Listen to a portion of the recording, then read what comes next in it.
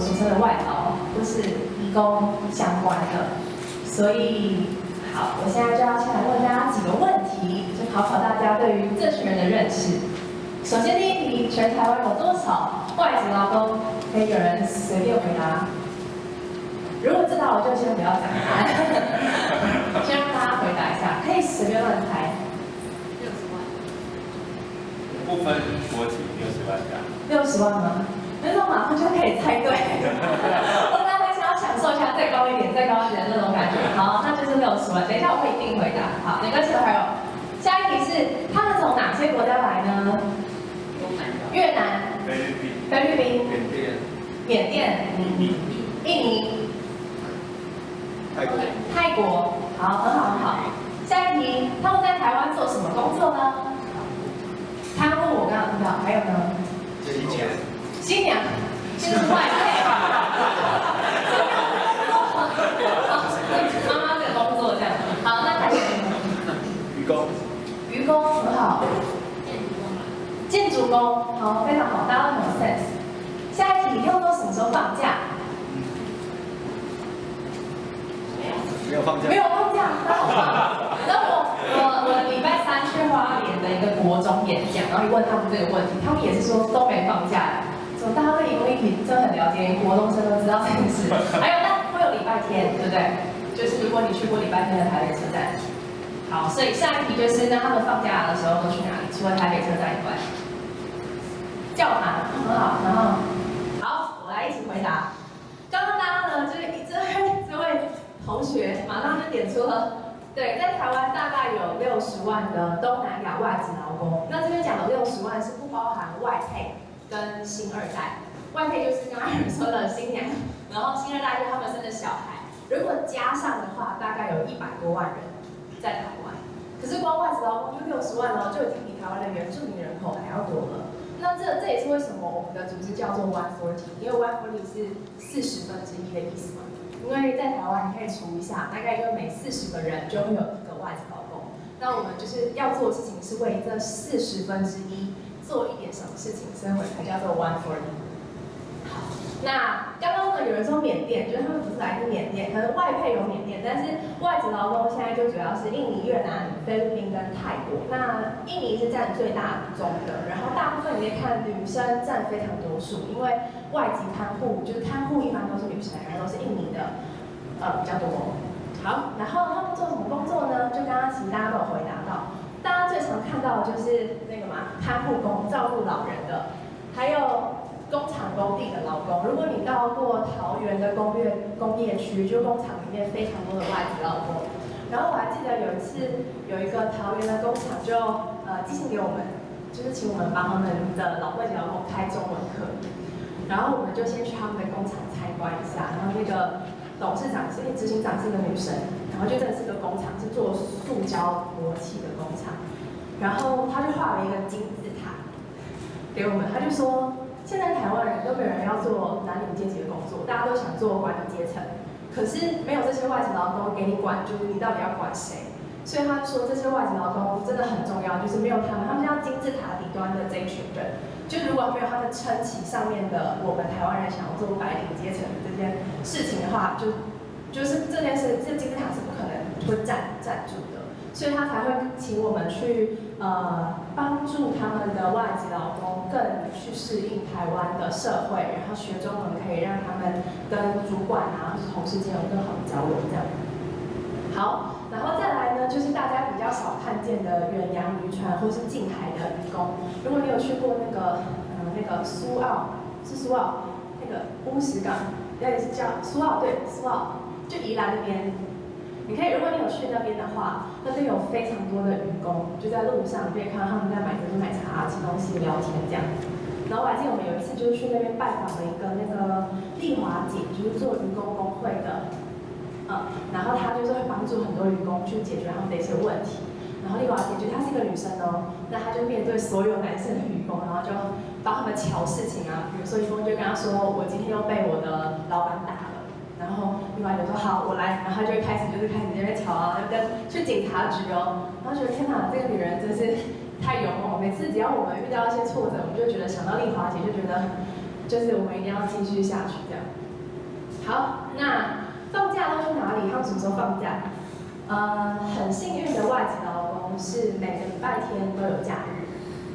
但是大部分我们遇到的我们的学生，大部分都是1个月放1次假，这是最普遍的。那我们也有遇到是3个月放1次，或者我有遇到有一次是他来参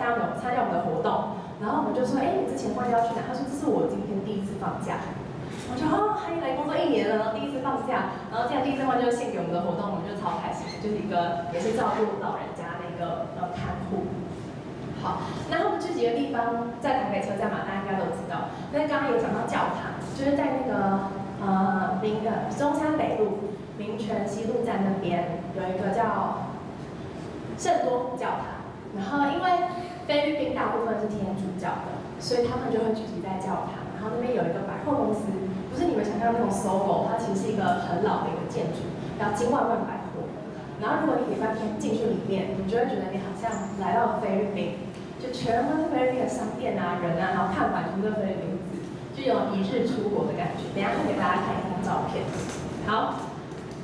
那再问大家一个问题，你觉得这些外籍劳工为什么要来台湾呢？为什么来台湾工作？赚钱，对。那他们为什么需要赚钱？就为什么不在自己的国家赚钱就好？这很直白，因为在他们的国家，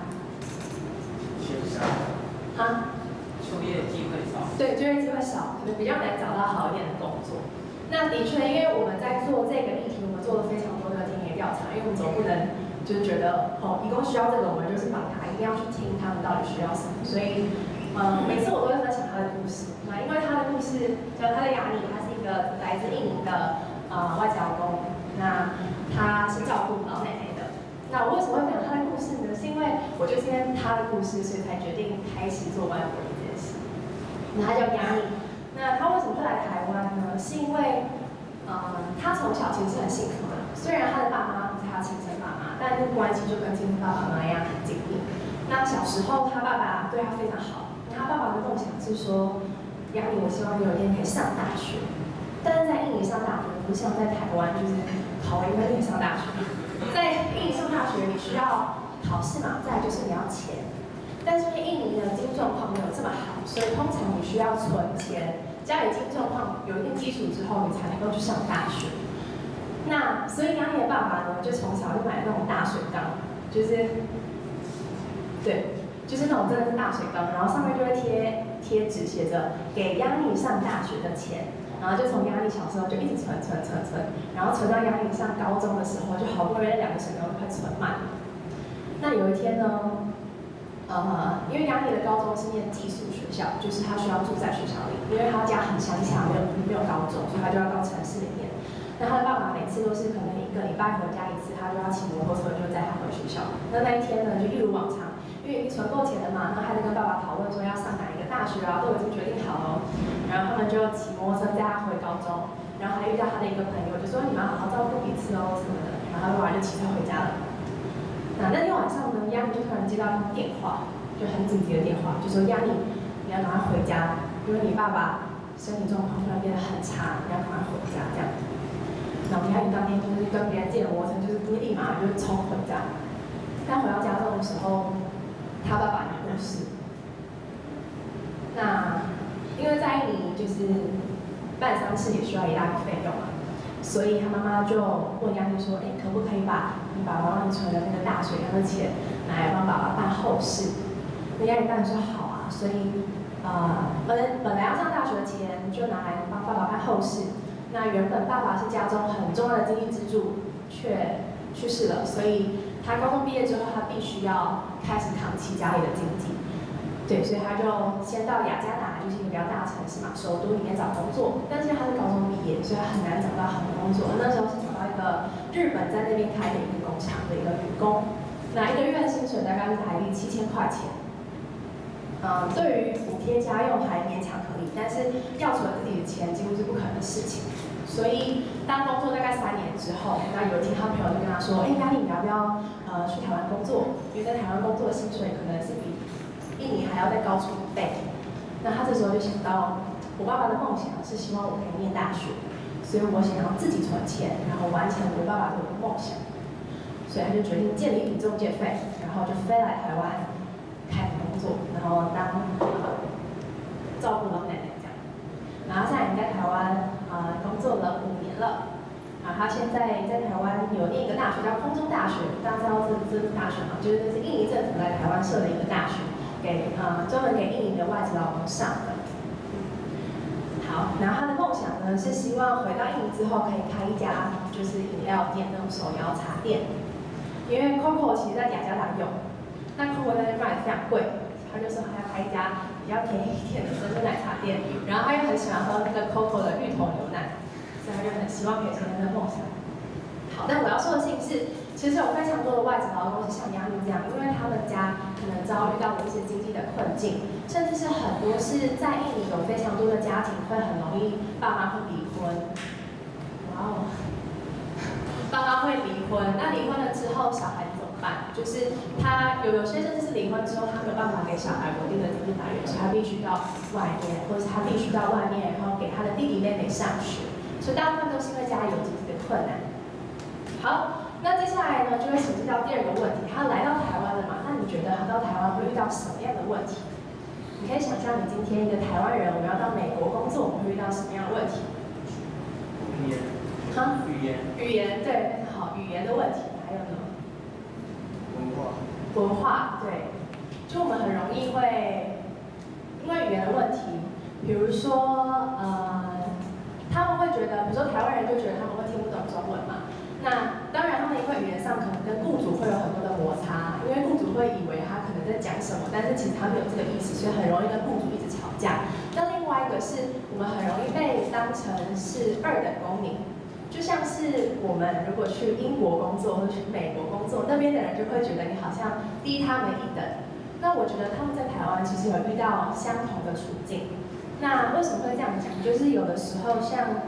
我们团队里面有一个人，他叫 Elisa， 他之前到英国交换过。那他为什么会想加入我们团队？就是因为他有感同身受。因为他在英国交换的时候，然后他那时候就看到，他其实也会英文啊，他就看到有个什么 buy one get one free 嘛，买1送1，他就要去排队。然后就看到每个人都有买1送1，但到他的时候，老板就直接跟他收2份的价钱。然后他就觉得，就是你到底把我当什么？就是为什么你凭什么这样对待我？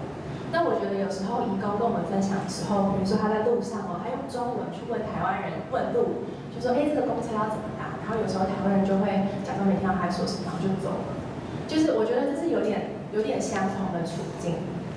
然后还有再来就是，很多时候我们在媒体上接收到的移工的资讯，很多都会像是这个样子。就是当你看到，你如果在新闻上搜寻外劳，然后你大部分都会看到像这样子的标题，攻占台北车站啊，卖什么。所以我觉得耳濡目染之下，你慢慢的就会对这些人有一些既定的观念，但你可能不是刻意的，但我觉得这个是不免俗的，你一定会慢慢的受到一些熏陶。对，所以我们会跟他们慢慢的保持一些距离。但是因为Y4的团队，我们相信其实在座如果你有跟移工接触过，你会发现其实他们有非常多的故事，然后他们跟我们一样是，我们很勇敢的想要到美国去工作，有更好的生活。那其实他们也是很勇敢来台湾工作，想要有更好的生活。所以他们其实是一群很勇敢的人，然后充满着生命的厚度跟智慧。所以跟他们相处之后，会觉得他们是一群可以认识的人，很值得认识的人，而且他们跟我们一样都有很多的梦想。所以等一下给大家拍个影片，是关于梦想的影片。来，先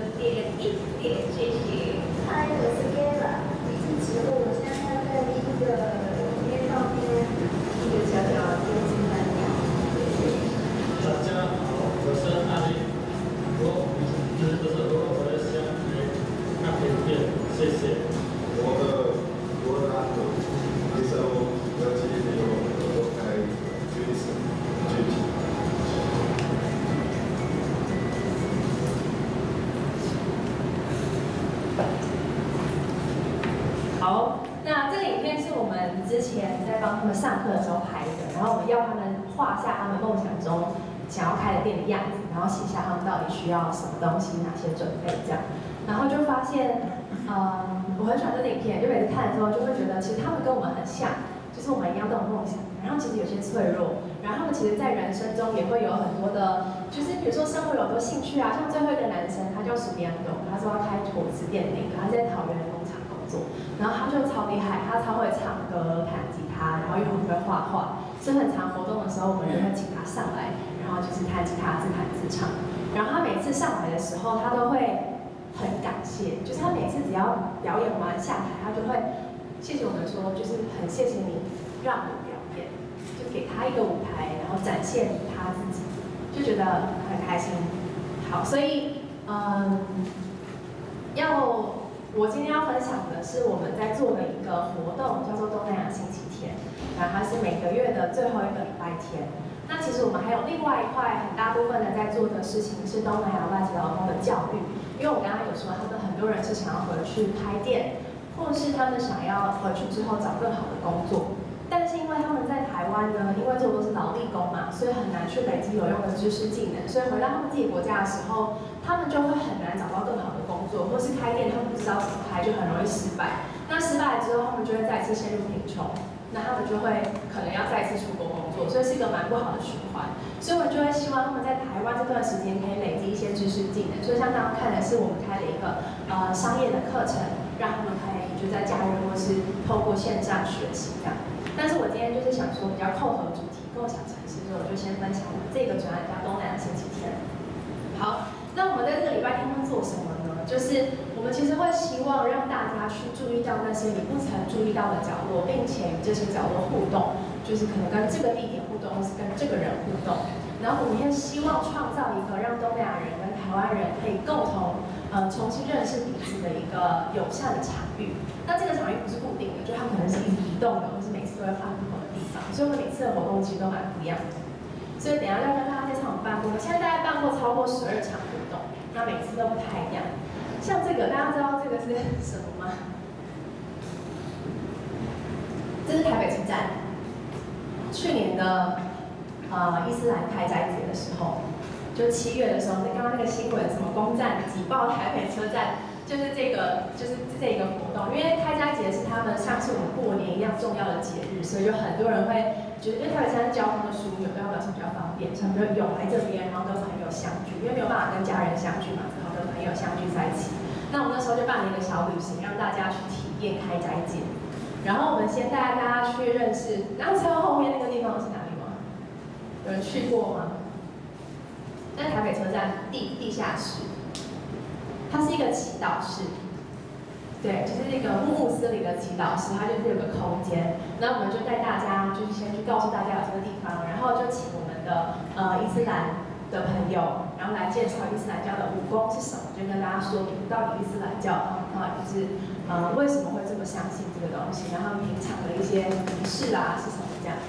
然后我们会让他们到台北车站的那个大厅，然后跟这些正在庆祝过年的人呢有一些互动，比如说拍照啊或什么。但是这只是一个开始，因为到最后你知道他们就会直接混进去里面，因为他们都超热情，说啊坐下来一起做，然后我们的那个台湾人们就会直接跟他们一起坐着席地野餐，然后开始狂吃东西。对，所以觉得很有趣，因为当你很多时候我们会觉得很可怕，是会有一群完全不认识的人。但当你真的走入之后，你会发现一点都不可怕，他们其实非常欢迎你跟他们一起。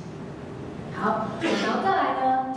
这是我刚刚说的那个金万万百货，在中山北路上。那我们会举办这种小旅行，然后带大家进去里面，就看到里面全部都是他们的文，就你可能会看不懂，但会觉得很酷。然后会给参加的人一些任务，就是你必须透过这个任务去跟那个地做互动，因为光走马看花一定没有这个效果嘛，所以我们就要你去跟里面的人问他们的故事啊，然后做一些互动。然后再来呢，我们有一个很重要的元素，就每次都会有，就是食物，因为我们觉得透过食物是非常好分享文化的方式，所以像这个就是在9楼，就是在第3次这个系列活动第3次那个空间，然后我们就在里面办了一个 cooking party， 就食物趴，我们就邀请东南亚朋友教台湾人做菜。然后后这个东西啊，它叫做这个绿色的球球叫做可乐蹦，那它很酷，是我们每次都会做，因为我们觉得它很好吃，它非常的简单做，然后这样揉，然后里面它包的是棕榈糖，然后外面是很像有点像是麻糬的口感，然后外面白白的是撒那个椰粉，然后就非常好吃，然后台湾人就会觉得很好玩，就跟那个印尼人一起做，然后我们在做的过程中就会有很多的交流跟互动。好，然后大家就会像这样，就是我们就会把菜啊，然后放在旁边的公园，然后就摆成这样一桌的菜，然后大家就会一起吃东西啊，聊天。那除了吃东西聊天的时候，我们还会设计一些活动，就我们希望大家坐在一起，然后去分享自己的故事。像我们有举办过那个东南亚外籍劳工的真人图书馆，就是我们会分成一桌的，然后比如说每一个桌就会有一个外籍劳工当一本书。然后比如说我今天的主题就是分享外籍劳工在台湾的假日生活，然后另外一个人分享的是他为什么来台湾，他在台湾的工作状况，然后可能另外一个人分享的是伊斯兰教到底是什么，那你就可以选你感兴趣的，然后就开始用20分钟的时间跟他做很多的互动跟就是了解听他说故事，然后20分钟到再换一桌这样，就还蛮酷的，然后效果很好，就大家会觉得听完之后发现哇原来他们是这样，就是跟我想的完全不一样，甚至有人就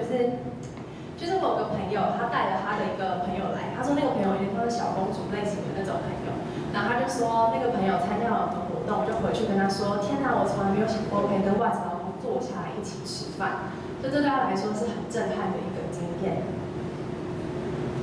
好，然后就会像这样，就是我们会请大家，就比如说这个是我们的朋友，然后他就站在台前，然后跟大家全部人分享。好，然后呢？我们有时候也会去野餐，像这个是在大安森林公园，然后我们还做了我们的野餐店，就是 One Free 的野餐店，然后大家就会带，比如说台湾人就带台湾人的食物，然后印尼人或是东南亚人就带东南亚食物，然后大家就一起来野餐，我们就设计一些游戏，然后因为大安森林公园旁边有一个很大的清真寺，因为有教堂也有清真寺，所以我们那时候就安排了大家去清真寺参访，因为我们刚好认识那个清真寺里面的那个教长。很权威，他是台湾人哦，但他的地位非常崇高，就是全台湾的那个伊斯兰教徒都会很怕他，都叫他爸爸。而且他讲话超好笑，他就会说我们要透过伊斯兰教来约束这些穆斯林，他们的约束都这样约束，他们就觉得好可怕，就是怎么这么凶？但他其实人很好，然后就跟大家解释就是这个清真寺啊，然后解释伊斯兰教这样。好，然后另外我们之前今年1月，我们跟那个台北文创记忆中心在松烟广场的那个场，就是那个空地，他们弄了一个博物馆嘛，然后就是我们在里面的空间举办了一个饭桌，但是吃的是印尼的料理，那这个是他们庆典的时候会吃的一个印尼版生日蛋糕的感觉，我就订了这个，然后用台湾的饭桌，然后跟他们的印尼食物这样有点融合，然后因为是过年，所以就教他们写春联啊，然后就会很开心的就是照着写春联。好，那这大概是我说一下我们在做什么事情。那最后就想跟大家说的是，我们办这些活动要台湾人来参加，不是要告诉台湾人说你一定要怎么样，就是不是要告诉你说你一定要对移工好，就你不能歧视他们了，就完全不是。就当你认识他之后，你要怎么做是你的选择。就我们不会告诉你一定要怎么样，但你可以选择用你的方式跟他们产生连接，或是你还是不想跟他们产生连接，那也没关系。但我觉得你至少要有一次的机会去认识这些人，真正认识，就不带成见的去认识，我觉得这是很重要的一件事。好，那未来就我们会希望东南亚今天不止在台北，就我们希望各个城市，如果你有意愿，或者你的朋友有意愿，可以把这个活动就带到不同的城市里面，因为很多朋友移工嘛，就可以创造这样的场域。好，那以上是我的分享，谢谢大家。